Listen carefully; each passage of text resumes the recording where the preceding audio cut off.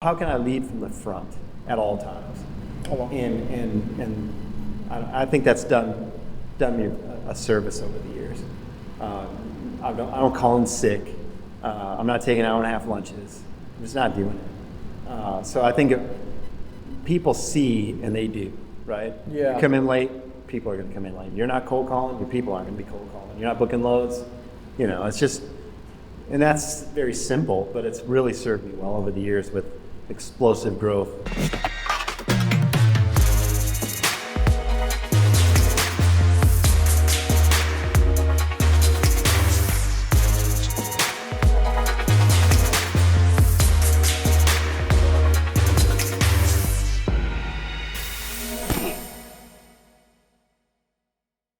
Welcome to the FreightCaviar Podcast, where we explore the stories behind the freight industry's most influential leaders. Today we're talking with Steve Cox, president of Steam Logistics, a man whose incredible journey took him from humble beginnings in a trailer park to heading a company with $765 million in revenue in 2022. We'll discuss the trials and triumphs of building a freight empire in Chattanooga and uncover the secrets behind Steve's success. Dive into this captivating conversation on the art of freight leadership, and make sure to subscribe to our freight newsletter on FreightCaviar.com. Yeah, he came to look at the school, and then he came and talked to us, and it was really neat to meet him. Just because, he's a legend in the industry. Right. He is, in my opinion, is the legend in the industry. Yeah. There isn't anyone out there that owns the percentage of a company that's $8 billion, as he does. Never took money, and never had an acquisition. They're an $8 billion company. Yeah. Which company is it? TCO. Oh, TCO. Okay. Yeah. So there's nobody in the industry I respect more than Ken Ellis. Yeah. And we have differing opinions when it comes to the non-compete, but we still have very cordial conversations, and you know what I mean? I've never seen him on LinkedIn. I've never seen him. He's not on LinkedIn. Yeah. He seems like a very private person. Yeah. If I was an $8 billion CEO, I wouldn't be on LinkedIn either. The only reason I'm on LinkedIn is because I'm able to promote Steam Logistics. That's How many billions are you? we did 3/4, so $750 million sales last year, and my posts on LinkedIn are solely to promote the brand. That's it. Yeah. I have 23,000 or 24,000 followers, which is good for LinkedIn. Yeah. And it's good for our brand. It's crazy how good social media is sometimes. I didn't even realize that. I started my social media page just for the heck of it. It was for fun. And then I started hiring drivers from that. I met so many cool people, and it was just amazing. So Yeah. We got connected through Instagram. I met we all got connected. Oh, yeah. Social media. Yeah. It's been great for us because, we're probably in the top 50 now in the country. Yeah. And so when our people are selling to a customer, they know who we are. Our brand is out there. Yeah. Sure. We have customers comment that they see our gone videos, or they've seen our, our building progress as we go along. And those are really simple videos to make and post. Yeah.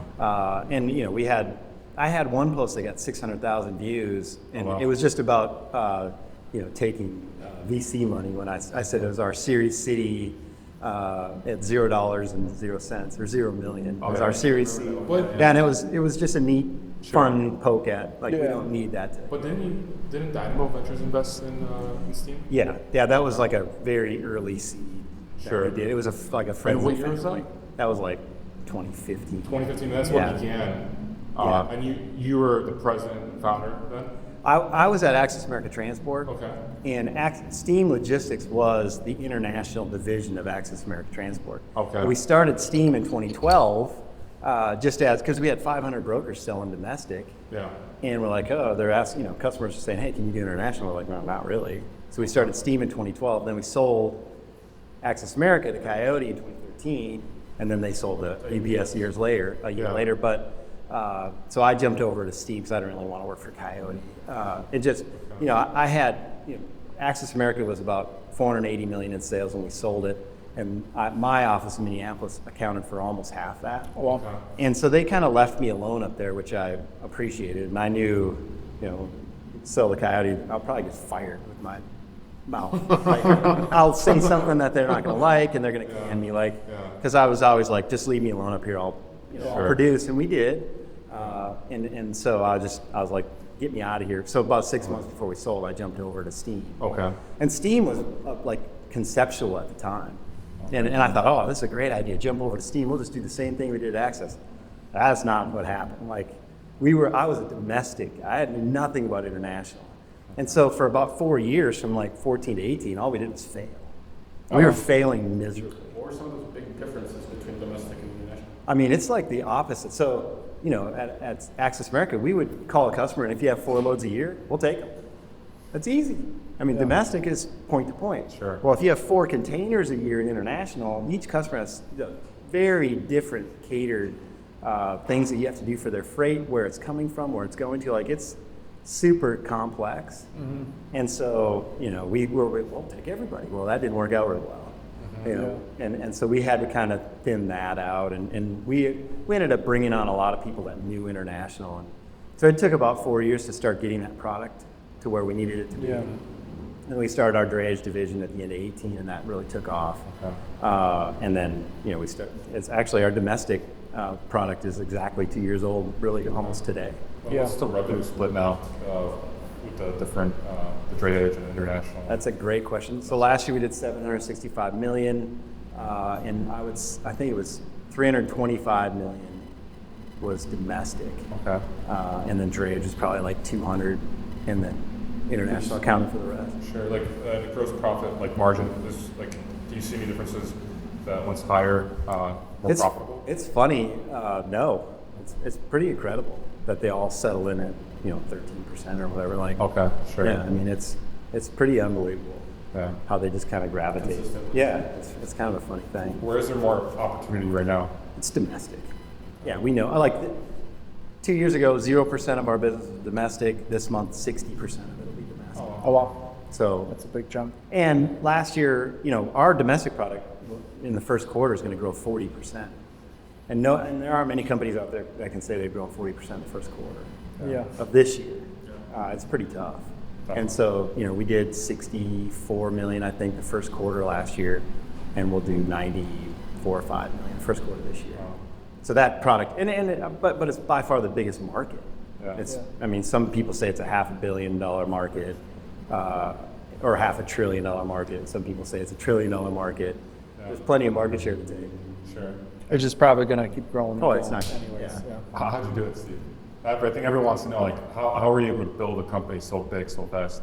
Well, and the funny thing is, yes, we did grow from 2019, we did 33 million in sales, and last year we did 765 million.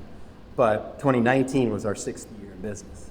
Okay. So, I mean, it wasn't like an overnight success as people think it was tough. It was the first 4 years, I mean, honestly, I don't feel like it was a viable company.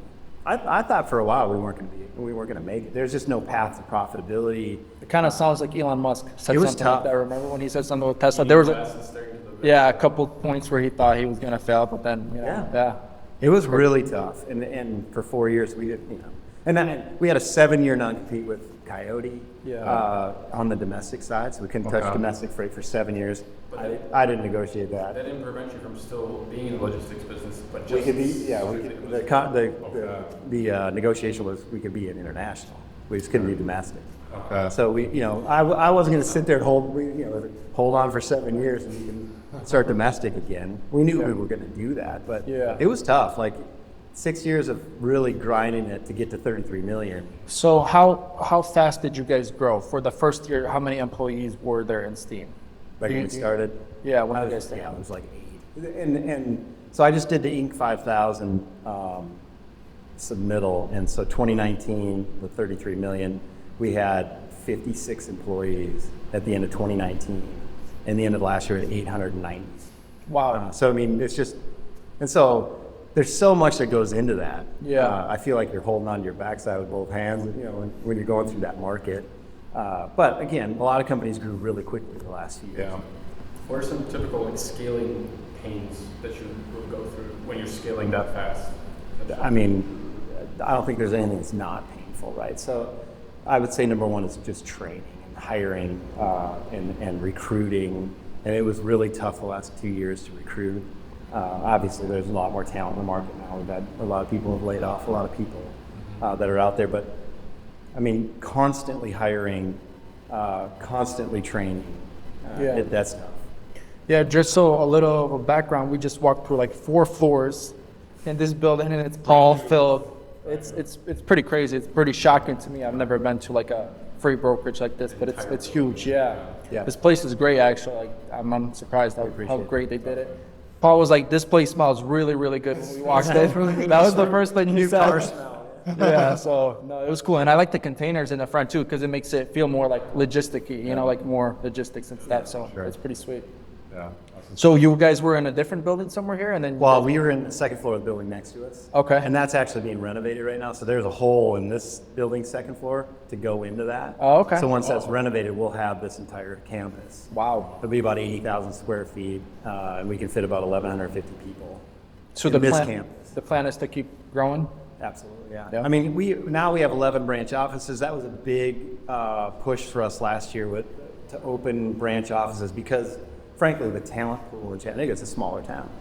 And it's tough to continue to have that many people and recruit that many people in one city, especially this size. Maybe Chicago. Yeah. We do that, but so we're in markets from Minneapolis all the way through the Midwest and then up to Boston with 11 total branches. So we're able to grow in those markets and just really to source talent. It wasn't to be in those. Yeah. What other cities do you see kind of are good for, I guess, freight or like brokerage? Yeah, like big markets that Yeah. Steve's I mean, everybody says, "Why aren't you in Chicago?" Like, yeah, that's what I was like just thinking about it. I was like, I'm pretty sure Steve hasn't opened up an no, office. I think we'll avoid it. I just, people always talk about work from home and like, can't get anybody to come in the office in Chicago. That's just not. We aren't a work from home shop. It's just not what we're about. And so Chicago is tough to recruit and hire people that want to be in an office. I don't know why anybody would even want to work from home. You know, it's better to go show up to the office. I feel like you're late. From home? No, from the office. Yeah, you get to meet people, communicate with people. I enjoy it way more. You get to meet your coworkers. You get to learn from your management. You know, there's a lot of things that go. I'm not a good worker from home. Yeah. I can't imagine trying to train a new freight broker that's at home. Yeah. I mean, I'm sure. Or a group of them. Yeah, and I'm sure companies have mastered that. I mean, we'd just be bad at it. There's no doubt in my mind. So, on July 1st of 2020, we told the few remaining that hadn't come back that if they didn't come back on July 1st, they were fired. That was pre-Elon Musk, right? I mean, we were like, this is, and they all came, and they came back. And then he basically like destigmatized that. Yeah. You're not coming back to the office. There's some other places you can get a job at. Certainly, yeah. So, Steve, it was 33 million in 2018, right? Yes. And then 2022 was 765. 65. So, I mean, that growth is unheard of. Yeah. And I know obviously the pandemic and the boom in logistics kind of brought on more revenue, but can you tell us why you think you were able to grow so quickly? Like, you got a lot more customers, more employees, but you had to get more profit and to hire more people. Yeah. So can you kind of maybe, what was the blueprint of that, like maybe you used, like the secrets that we could learn from you? Well, it's funny because, and when we were at Access America, and obviously previous from Steam, we went from 50 million to $500 million in 5 years. And people were always like, well, it's the secret. What are you doing there? Like, I ran into that brick wall as fast as I could, and then I backed up and I did it again. Like, people didn't like that response because they're like, there has to be something magical happening here. And so, our culture is, I think we have one of the best pay plans in the industry. I do believe that. And it gives people an opportunity to come in and change their lives. And we have an ownership group that really only cares about that. We care about people, no matter where you came from, to be able to come in here, work hard, and change your life. And you walk out on the floor, there's people that have changed their lives. Certainly. And growing up, I grew up super poor. We didn't have anything. Grew up in a trailer park for a lot of years, welfare all the way through high school. We didn't have anything. Wow. And to come into an industry like this where you have an opportunity to just like bust your rear, and you didn't have to go to Harvard. Right. And you can, a 26-year-old can make $100,000 a year. Like, exactly. That was the perfect industry for me. Because if it was rocket science, I wouldn't be on this podcast. I just wouldn't be. Like, I'm not the smartest person in this room, or most rooms I'm in. But I was just, okay, if you work harder than everyone else, you're going to do better. And that's really what we gave people. And I think that that's been somewhat key to our growth. But, getting into the drayage market was big for us at the time we did. And international blew up. I mean, obviously. And it's then fun.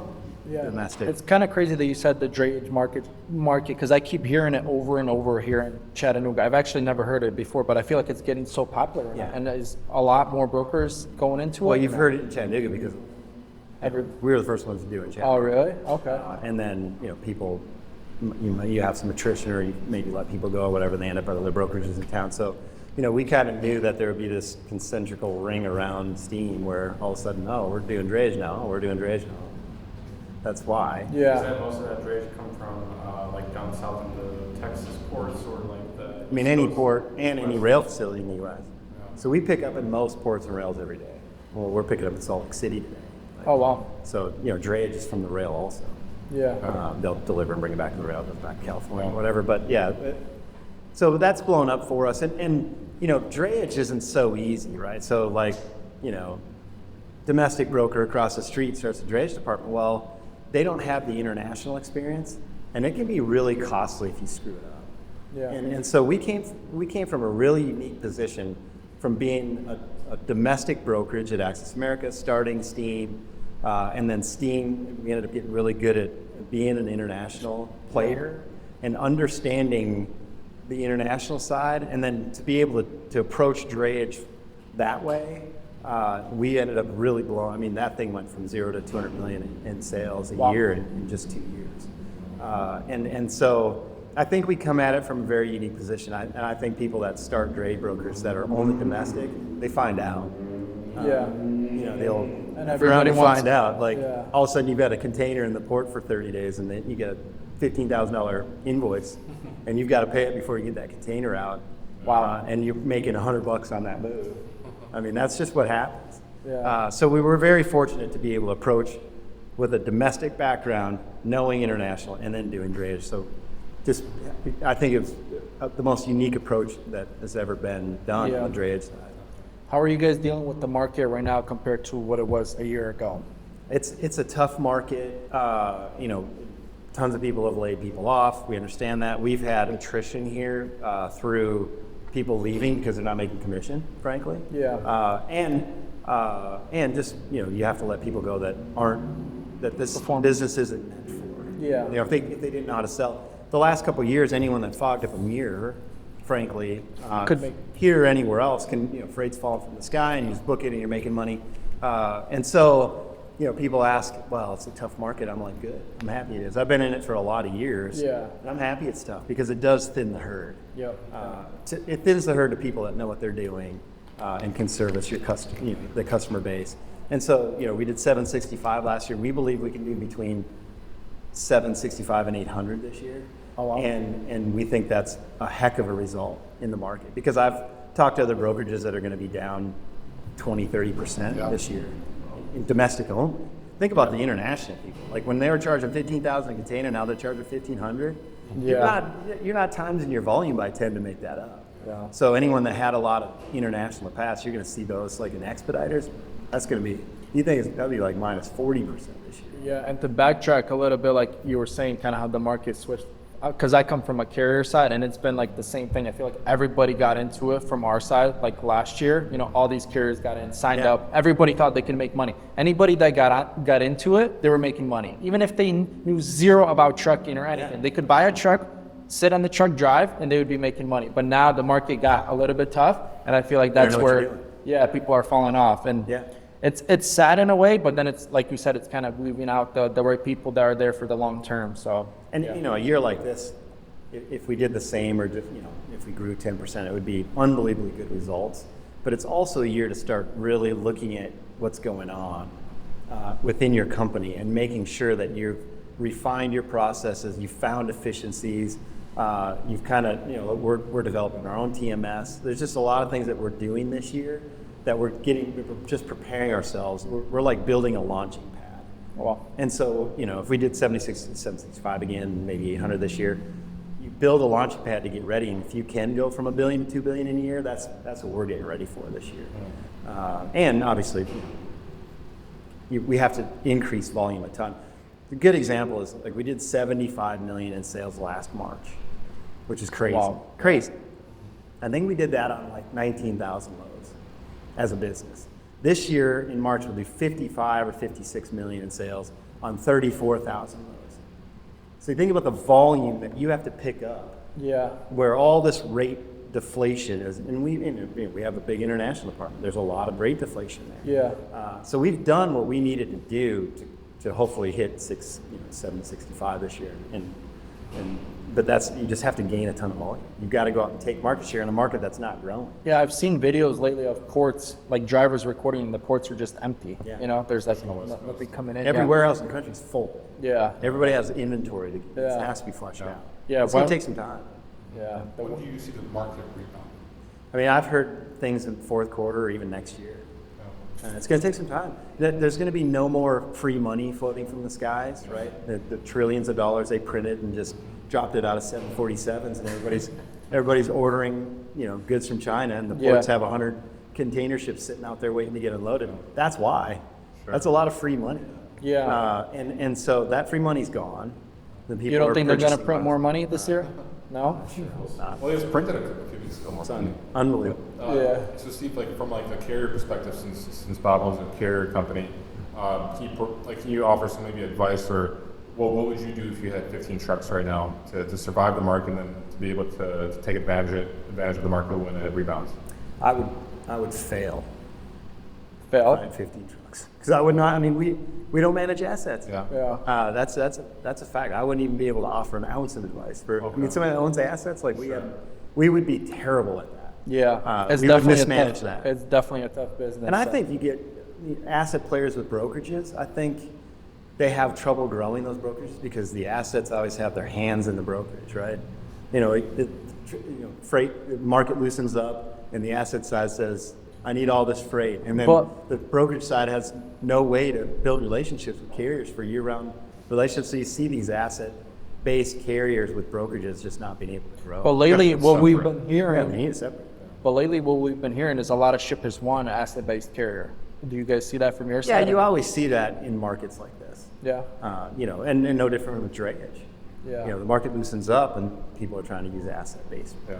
So, we feel like we offer a service that. So this is my time to shine, basically. Yeah. I just got to go out there and talk to some shippers. Me and Paul actually, we went out yesterday. Right? Yesterday we were in Charlotte. We went and knocked on some doors and talked to some people. And it was pretty cool. The market is so big that it's just you should do that. Yeah, for sure. It's just a monster market. That's why competition is fine. It's just and it's going to market. keep growing and growing. I feel like America's just growing in general. Yeah. Where people are coming in, and eventually it'll flip around too. So. Yeah. So Steve, we were talking earlier, and you said you're going to be going to DC.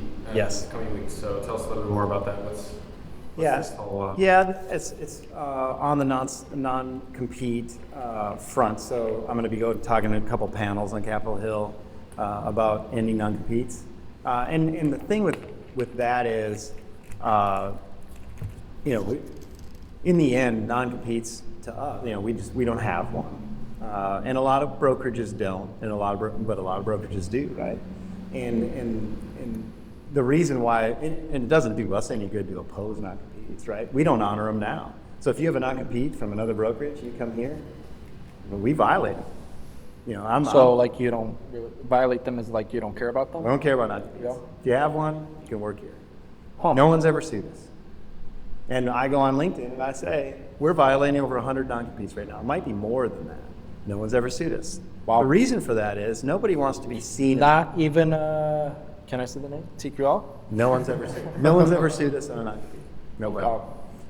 And our belief is, and I'm not saying we have TQL people here, but our belief is that nobody wants to be seen in that light. That it's such a predatory practice by large bully companies that nobody wants to be seen in that light. Well, why is that such a big deal though? Like non-compete, I feel like isn't it? So I guess if you train somebody up, don't you kind of want them to stay for a little bit or no? I mean, that would be advantageous to the business. Yeah. But we just don't believe in that. So you take a 22-year-old right out of college, they come in and they sign our employee packet, right? Mm-hmm. Well, there's a non-compete in there, not ours. But let's say a company that has a non-compete. They just sign something they don't even know they're signing. 100%. So a year, 2 years into their career, they're busting it. Someone offers them a better opportunity somewhere, making twice the money. Well, then they go to do that, and guess what? You have a non-compete. You can't even work in the industry for 2 years. Yeah. And think about that. So as an industry, we lose talent because of that. That's so true. And it would be we talked about drayage before. If I had a non-compete, I wouldn't have all these drayage brokerages popping up around town, right? Because we started it. We have the talent here. They leave and do, but that's okay. Yeah. Like, and that's fine. Yeah. Because, I don't mind competition. Competition is great. But that 24-year-old person that is out looking for a better opportunity, they deserve to have that opportunity. And who are we as a large corporation to go after them? The problem is they can't afford a lawyer, and they're not going to fight a $100,000 battle in court. In the end, non-compete cases, 100% of the lawyers win, that's it. I mean, you determine the damages on a 23-year-old kid that just left here. What are the damages? Yeah. Well, now, non-solicit's a different story. And I get, I'll get crap on LinkedIn about, but you have a non-solicit. Yeah, so does everybody else. So explain, what would that difference be? Yeah, non-solicitation agreement means that if you had, let's say you had 5 customers here at Steam, you can't go to another brokerage and call those 5 customers. Right. And people are arguing, that makes sense. You brought them in, you should get to keep them. Well, wrong. Steam is the company that, my customer isn't trusting Billy Bob Logistics. They're trusting Steam Logistics. Yeah. To have carrier vetting and to stay in business. And, you might work here, but that's not your customer. And anyone that argues that non-solicitation should be gone doesn't have anything to protect. So to get rid of non-competes, companies can protect themselves with a non-solicit. And non-solicit means you can't take those customers, you can't take your coworkers that were here. You can't solicit your coworkers to come work. What if, for example, someone leaves, a rep leaves, and the customer wants to get in contact with them because they like that rep?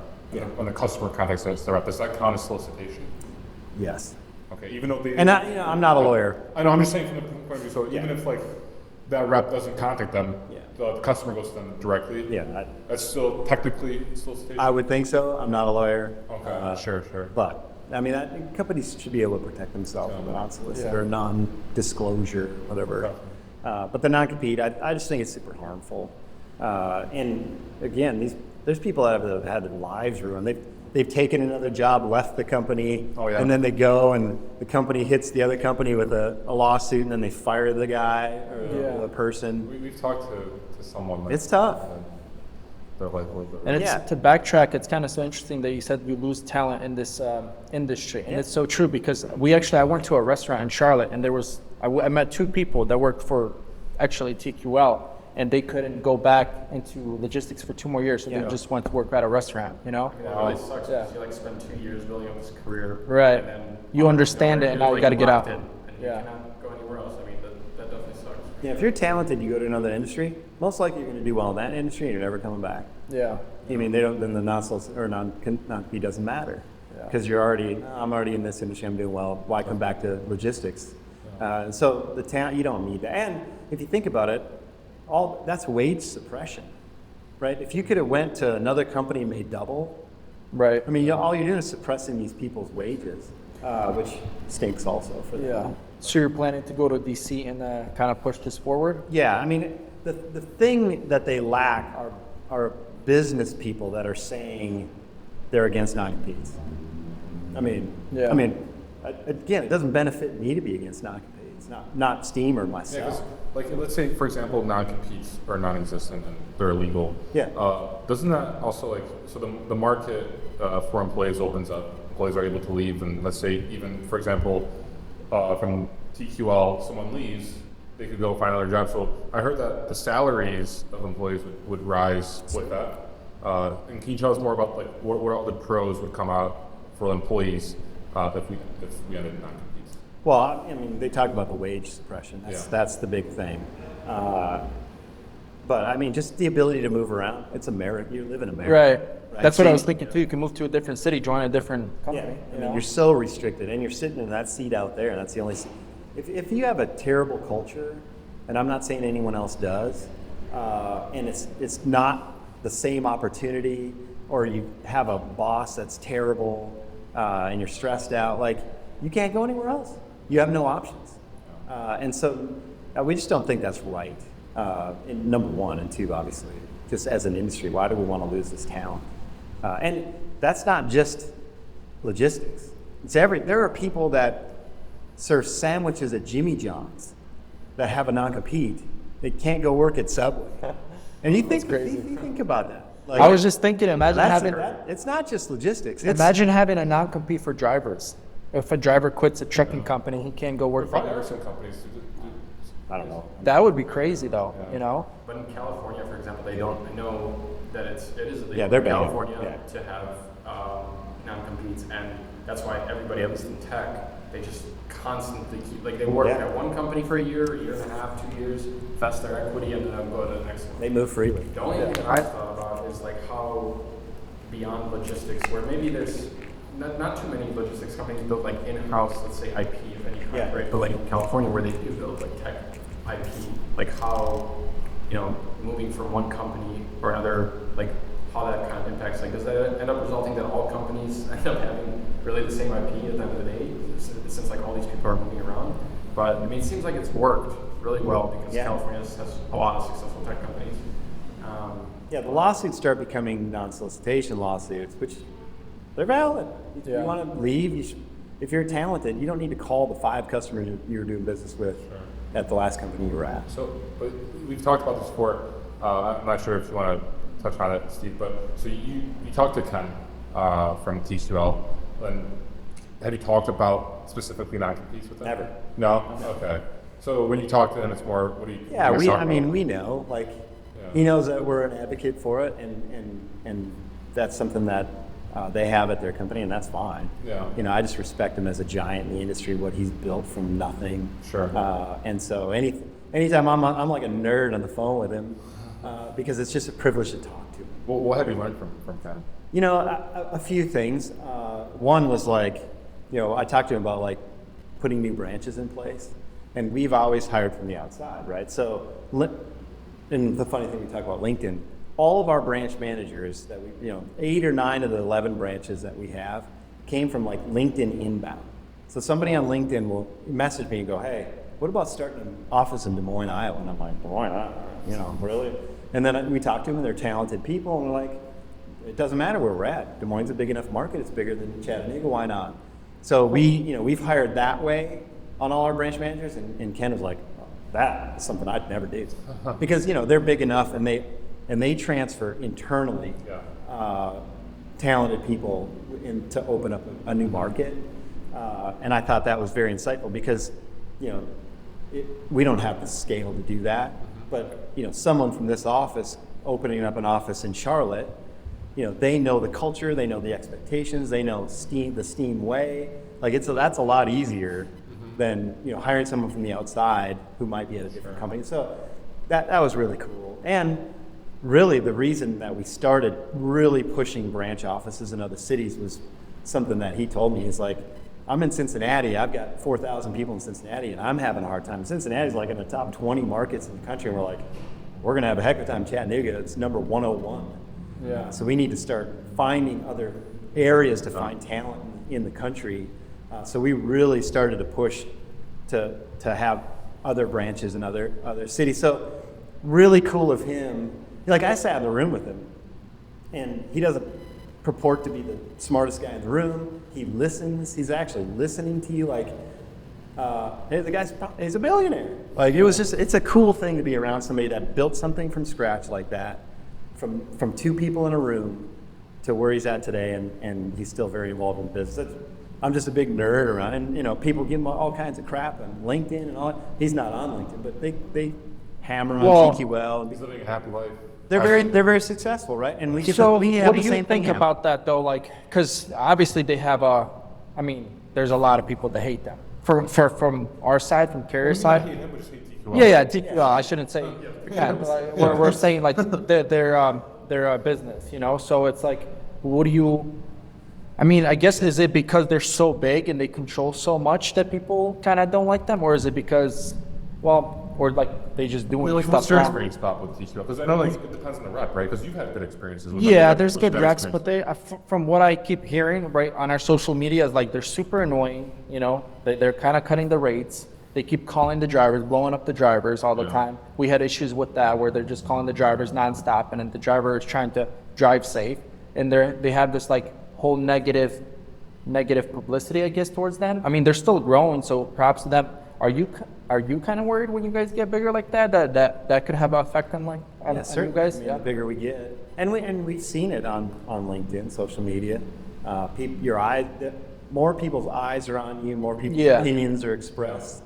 More people that don't know who you are and what you're about to think they do. And I've had internal emails go outside to people, and they've posted them on LinkedIn. Like, it's crazy stuff. Yeah. And so, More keyboard warriors. Probably. I get it. I get that. And I There's always just tell something people with the business. Once you get bigger, you just have to deal with it. I think you don't have a choice, and it's no different than a carrier filing on your bond. It might be over $100 layover or something that is just an argument, and we felt the carrier's fault, and the carrier felt we were at fault, and then they file on your bond, and you know what I mean. So the bigger you get, and even like pay terms and things like that, maybe there's an invoice that's out a little bit because there's a dispute, and then all of a sudden your paydex score goes down a little bit. The bigger you are, the more likely that is to happen. But also, I feel like the bigger you are, the more they could be pushy around, right? So they kind of just push some carriers to the side, and they're like, hey, we're not going to work with you, or we're not going to do that. Or they just block or blast other carriers, and they block them off. Yeah, those are the things that you want to really watch. It's like Google reviews. There's negative Google reviews. Well, we did 300,000 loads last year. Yeah. And there's 40 negative Google reviews. Well, that's pretty good. Yeah. But I get a social media post. Oh, look at Steam Google reviews. They're all terrible. No crap. The bigger you get, the more attention you have. I mean, even for us, for example, we'll get people hating on us just because we post something. Yeah. And they don't. It's easy to hate behind a keyboard. Yeah. They won't say it to your face, but they'll be behind a keyboard. And it's like I've learned just like You have to deal with that, I guess. For me, I never write anything now negative online at all, because I'm like that. I lose respect to people that write negative stuff to me without knowing the full context. Like, it's better to there's no need for that, negativity, Yeah. You will never see me post anything negative.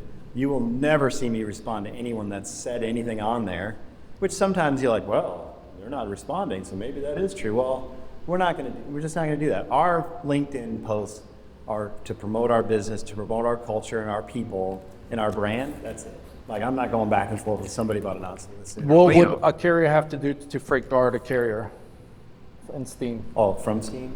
I mean, that's a good question. We have a carrier relations department. Okay. I mean, it would have to be pretty egregious, but okay. I'm sure there are situations we've been in, like everyone, that happens. I actually saw last week someone was impersonating Steam Logistics. Yeah, we've seen a lot of that. Yeah, it was that's a good actually topic. Steam Logistics. With that extra eye and the extra eye, exactly. I shared it for people out to work with them, and it's crazy because there's so many scammers doing that right now. It's terrible. Yeah. I'm sure TQL and the big drops, they probably all do. Even smaller ones. I talked to a small brokerage owner out of Long Beach, California, and he got hit. Same deal. Yeah. And those are we have nothing to do with it. Yeah, because it has an extra eye in there. It has something to do with your load. Someone's impersonating you, selling the load as Steam Logistics, and it's crazy. Is double brokers affecting you guys, and all these scams? Is it affecting, I guess, your brokerage or Steam? I think it affects everyone. You have to be able to vet your carriers correctly. I think it happens to us a lot less than most people. I'm not gonna say it's never happened. Yeah. I couldn't tell you exact stats, but we are. That's something that affects everyone right now. Do you It guys doesn't seem like anybody has no one's immune to it. Or immune to it, but even a remote clue about how we could reduce this kind of. I think to talk about it, 1 or 2 loads a day. Yeah. So. Yeah, I think to talk about it and let people know. Carriers have to protect Well, themselves. Bob had someone impersonating his trucking company. Yeah. Someone called him saying, move your truck. It's 3 hours away from where. And I'm like, I don't have a check there. He sends me a picture and it's RMC on there, fake logo. And the crazy part is they hired this driver. It was a fake dispatching company. They sent him my MC, so it was all fake. They booked him loads, never paid the driver. The driver got screwed. And imagine if he got pulled into a DOT weigh station, we would have got the ticket, So there's just so much scams. The crazy part is we couldn't even reach out to anybody to help us. We tried to reach out to the FBI. Yeah, it was nonsense. So it was crazy. Everybody's seeing people trying to make an honest living. Yeah. It's tough. I remember when I first was getting into trucking, there's a one-time scam, I guess you can call it, but that the VIN number on trucks, somebody would completely wipe the VIN number on the truck, and I thought that this was the most bizarre thing. I was like, how can you completely change what the VIN number a vehicle is, and then they were listing something along these lines of like they were listing the same vehicle and the insurance policy multiple times, and they were, I don't know, it was like this scam. Yeah, there's so many of them out there. Yeah, it's crazy. So is there a way where you guys kind of block yourself from, getting double brokered, or like sending a load, I guess, to a double broker? Yeah, I mean, we want to know the driver's name. We want to dispatch the driver. Drivers don't lie. Yeah. Most of the time. Yeah. Like, it's pretty rare. You call a driver and say, what's the name on the side of your truck? They give you the wrong name, which has happened plenty of times. Yeah. Then you know you're. Yeah. If that, So, I mean, we do a lot of that. I think we're in really good shape there, but I just don't think anyone's immune. Yeah, and I think like we were talking about how to fix it. It's actually to talk about it, because I feel like, so I made a post actually on my Instagram, and I was talking about the time that I almost got scammed by a double broker, and people just started reposting like, oh, this almost happened to me, and other people were like, oh, what do you mean by that? And they started learning about it, and now I feel like it's getting out there, and people are watching out for all these emails. Yeah. They're seeing all this stuff come in, so they're double checking everything. They're putting. I think it's on the carrier, because we've had carriers call here and say, hey, we want to verify this is your load, blah, blah. They'd say load number, nope, that's not ours. And like, whoa. Yeah. I mean, just the like carrier just in that case protected themselves. Yeah. It's the same way, like, as if a broker verifies that person at the carrier that called them and loaded works for them. Yeah, the So driver. I used to always do that as carrier compliance. Like, I would call the person, make sure that phone number matches FMCSA. Same thing, carriers have to learn that. Carriers never knew that, I think, before these scammers came about. They just thought, like, brokers calling in are legit. Yeah. But now I think they have to, relearn the whole setting up a broker. Yeah, they call Steam Logistics phone number isn't different. You Yeah. Google it, it's there, and you Yeah. call into this building. Yeah. Like, if scammer gives you the wrong phone phone number, you number. call that one, you're going to get, oh yeah, this is Steve. Yeah. But you call here and say a low number. We've had plenty of carriers call them. Yeah, just avoid to that. check it. With the fake ones that we've had. Yeah. Sure. So the carrier I think carrier needs to protect themselves. Yeah. And we do our best to protect ourselves and talking to the driver. We've had drivers say the wrong name on the truck. Yeah. They're not lying. Yeah. If a driver's double brokered, they don't know it. That's true. Yeah. They don't know it. Although there is a lot of like, sometimes when a broker says, hey, when you're going to the pickup, check in as this and that. They're Also, double brokering it. they're not double. There's some.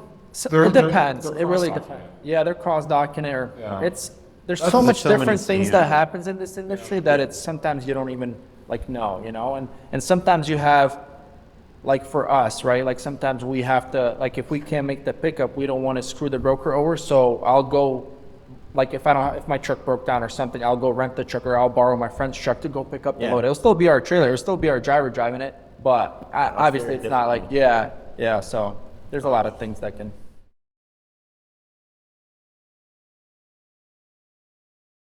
Steve, can you talk to us more about your leadership style and what you've learned through the years of being a leader? How can we be better leaders ourselves, and maybe just give us some books that really stood out for you, or some people that you look up to? Yeah, and I'm not going to tell you I'm the greatest leader, but I've been through a ton, and I've led some explosive growth organizations like Access America and now it's Steam. And I had a pod leader class today that I taught, and for me, number one is like leading from the front. So when I started the office at Access America, I was booking freight. Like I booked freight. I booked it harder than anyone else. I wanted to show the people that were in the office that I could do that. If they couldn't book a load, I would call 200 carriers, find a truck and book it. They could hear my cold calls. One of the things I'm like, make sure they hear your cold calls.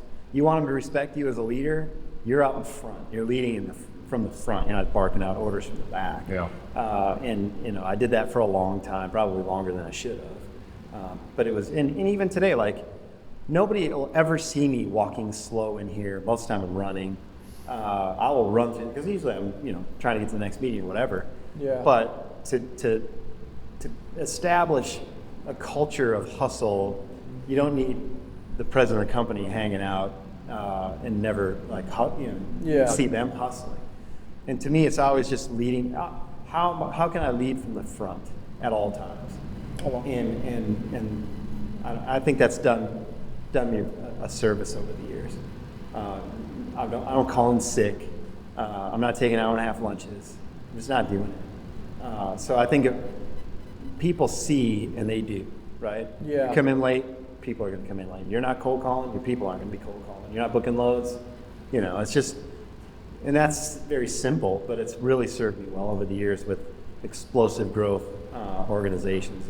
And so that's, for me, that's big. When books I read, like Shoe Dog and Phil Knight, and just like the Netflix story, just people that have overcome such unbelievable odds and have stuck with it. Like our story, they've blown up in 3 years. Well, that's not true. We took 6 years to get to the starting point to blow up, and we've blown up, and hopefully we can continue to do that. But, perseverance is big. We could have shut Steve down. We should have shut Steve down. It shouldn't exist today. We were losing a lot of money for a long time. And there was, in my opinion, not a big path to profitability. So, I kept coming to work every day. I don't know why, but I did. And we just kept on going, and we found a way. So I love books like that. Like Phil Knight, that dude should have quit 100 times. That guy's an idiot. You shouldn't be wearing Nikes today. They shouldn't be on your feet. Because it should have never worked. It should have never happened. It should never work. You're just reading that book, seeing how many times you fail. So what motivates you to do that, like every single day? Do you ever get exhausted and you're like, okay, let me just take a break for a month? I had a great exit at Access America when we sold. I owned part of that company. So I literally didn't have to work anymore. And again, that's not bragging. There's trillions of people richer than I am. But it's a weird thing. Growing up very poor and wanting to win, I don't like losing. And I tell people all the time, I'll drive a bus over the competition and whip it in reverse and drive back over it again. Like that's my mentality. And so failing at Steam, I didn't want that. Like I didn't want to go out after doing so well at Access, selling it, and then spending some years at Steam and just failing. Like I just couldn't do it. I was coming in every day, and we were going to figure it out. Now, is it because of me we figured it out? No. I've been a part of that, and I feel privileged to be a part of that journey. But I couldn't just quit. And then I'm weird. I'm weird that way. Well, that's why. I like that too. And that's why Steam is so successful. I love coming in. I love coming to work every day because now it's not about the money. And Steam's in such a unique position, right? Most of these companies now, they blow up to $500 million and they sell them. Or 100 million, they sell them. And we're not doing that. Like we don't need to do that. What is the plan? Our ownership group is made up of owners of Access America. Everyone had their exit, right? So nobody needs the money.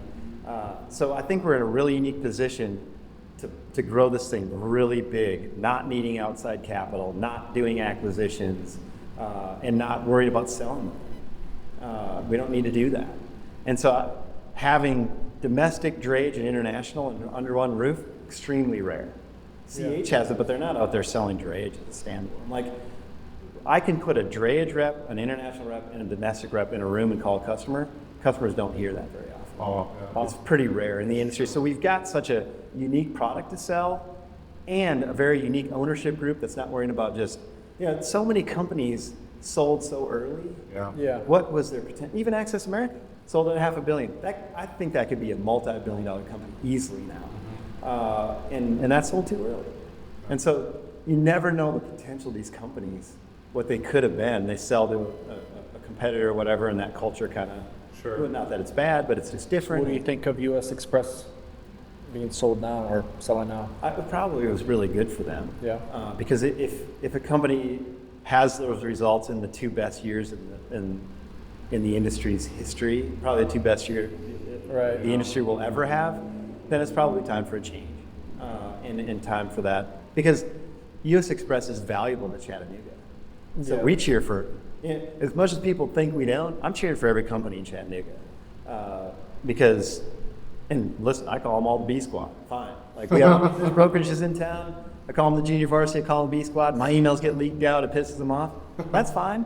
And I have friends that are the brokerages in town, and they know it's a fun thing, but I still root for them, I do.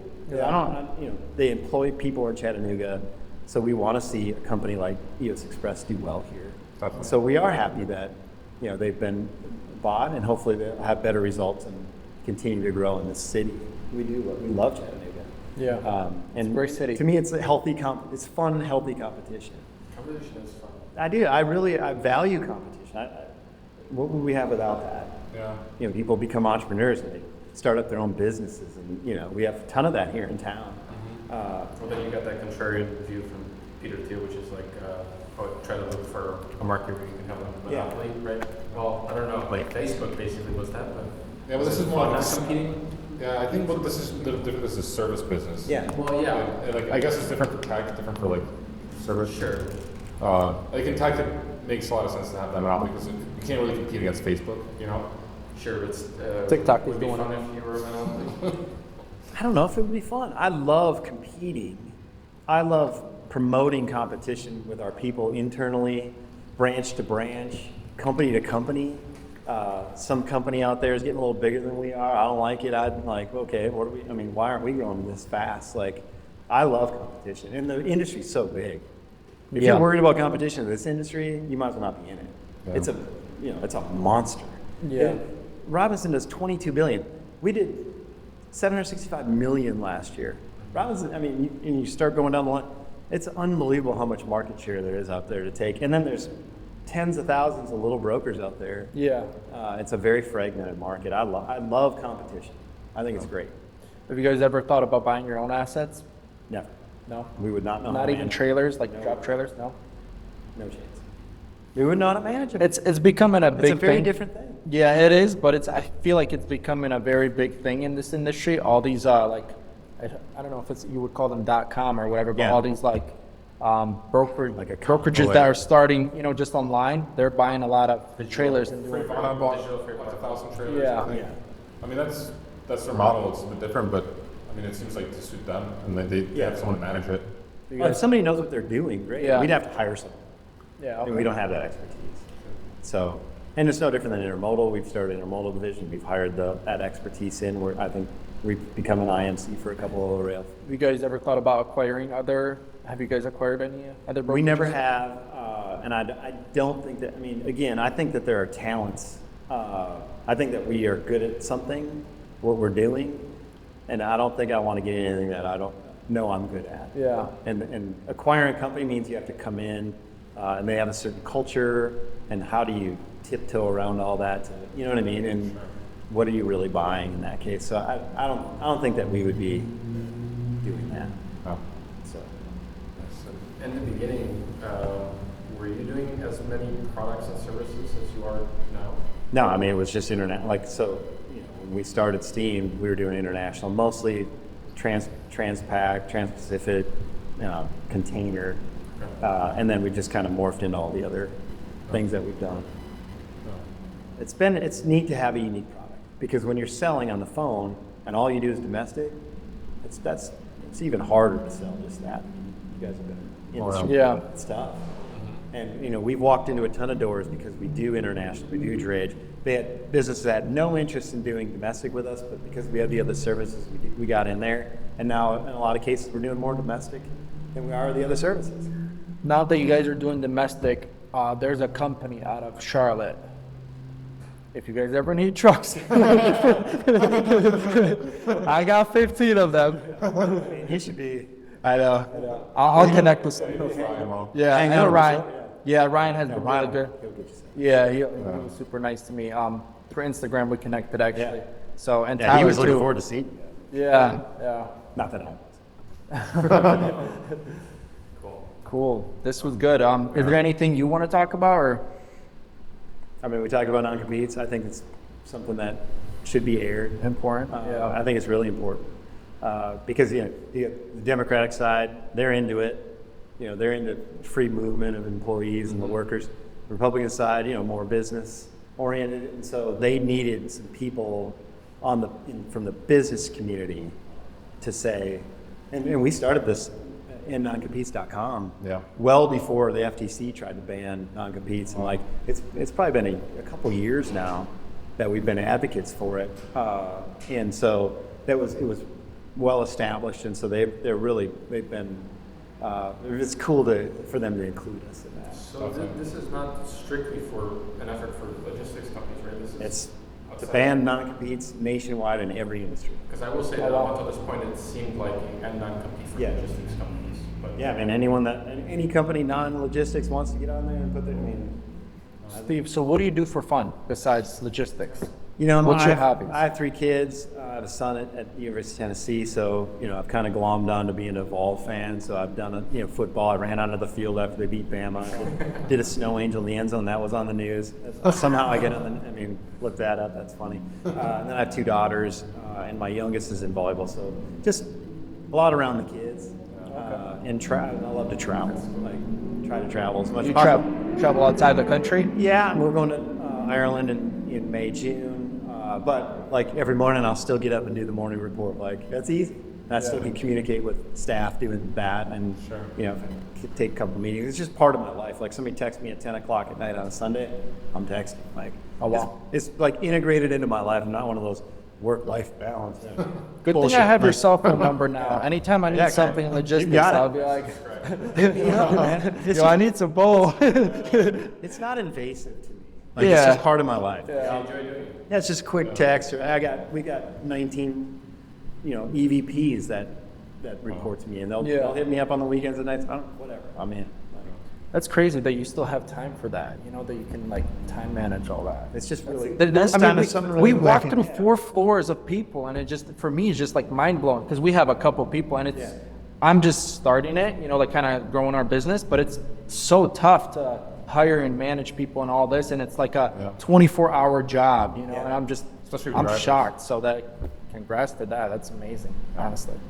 Do you sign off on every person that's team hires? No. I've heard a couple of times some CEOs. Yeah, no way. No chance. Opening, he signs off. It was 600, 700 people. So he just gave an interview. He said, I sign off on every single person. There's no chance. I have that much time. No chance. That would be impossible. And turnover in this industry is a lot higher than most industries, so you are hiring more people. We take pride in that our turnover is quite the industry average. And there's no way. Drayage, they're hiring this. Even domestic. The only thing I really oversee is if we're going to start a new office, then I do the hiring process when it comes to that. But other than that, even that office they hired, they're going to have to fire them. Right. They need to hire them. If they, if you hire them, you got to be able to fire them. So if I hire them, they're like, oh, you hired me a crappy person. Oh man, now I'm going to have to fire them. I don't want that. So those decisions are made by. How do you make a tough decision of opening or closing an office? Or if you have to close an office? We've never closed one. I don't think that we would have to, just because the branch manager didn't work out in that market, and that's happened a couple times. That there's talent in that market, we could replace the branch manager in the market. When we commit to a city, it's not, all we're doing is growing that business in that city. So we've had to replace a couple managers here and there, but we won't close offices. And then opening offices, obviously we paused that. The market's tighter. We just have to, things got to right size again. So we won't do that, but I would say Dallas, Phoenix would be kind of a couple. We're not in the West Coast yet. We're not past the Central Time Zone. So it'd be cool to get somebody in that time zone. We'll never be in California, and we'll never go that far west. No. Phoenix seems to be the hot. Phoenix, Boise, Phoenix, Salt Lake, Las Vegas. Yeah. Vegas would be fun. Yeah. Cool. Well, Steve, thanks so much for doing this. Yeah, it was fun. Yeah, it was a lot of fun. Yeah, I'm happy you guys stopped by. Definitely. Thanks for tuning in to the Daily Freight Caviar Podcast. If you enjoyed the podcast, or if you didn't, leave a review. Let me know what you think. I appreciate any feedback. If you'd like to have more Freight Caviar content, go to freightcaviar.com and subscribe to my email newsletter.